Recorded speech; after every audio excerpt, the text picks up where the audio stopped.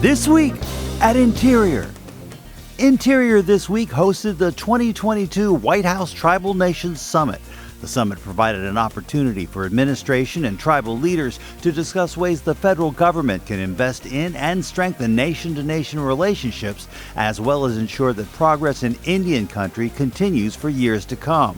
Interior leaders announced several new initiatives and policies to advance the Biden-Harris administration's commitment to strengthening indigenous communities, including tribal co-stewardship of public lands and waters and updating tribal consultation policies.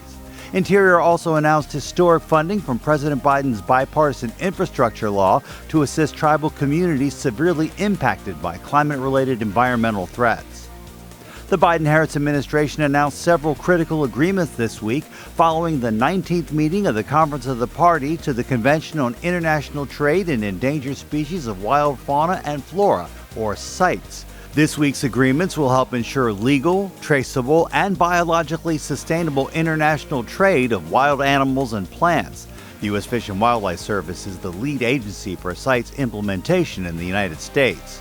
Interior this week announced an historic agreement to fight the worsening drought crisis impacting the Salton Sea, California's largest lake. Under the agreement, the Bureau of Reclamation will provide $22 million in new funding through the Inflation Reduction Act to implement dust suppression projects and aquatic restoration efforts.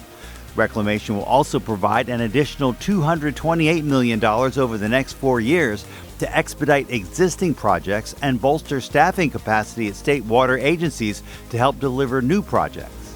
The largest land volcano in the world woke up this week for the first time in nearly 40 years. Hawaii's Mauna Loa volcano began erupting late Sunday night, joining the neighboring Kilauea volcano, which has been active for the last 14 months. Scientists from the U.S. Geological Survey are closely monitoring the situation.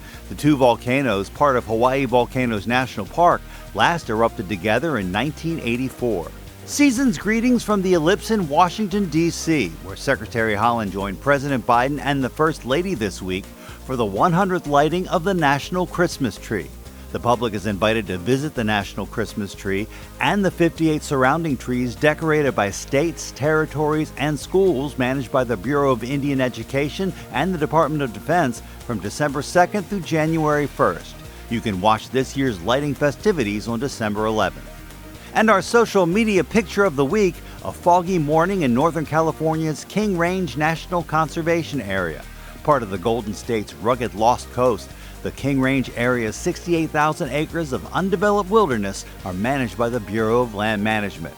Make sure you follow us on Facebook, Instagram, Twitter, and YouTube. That's This Week at Interior.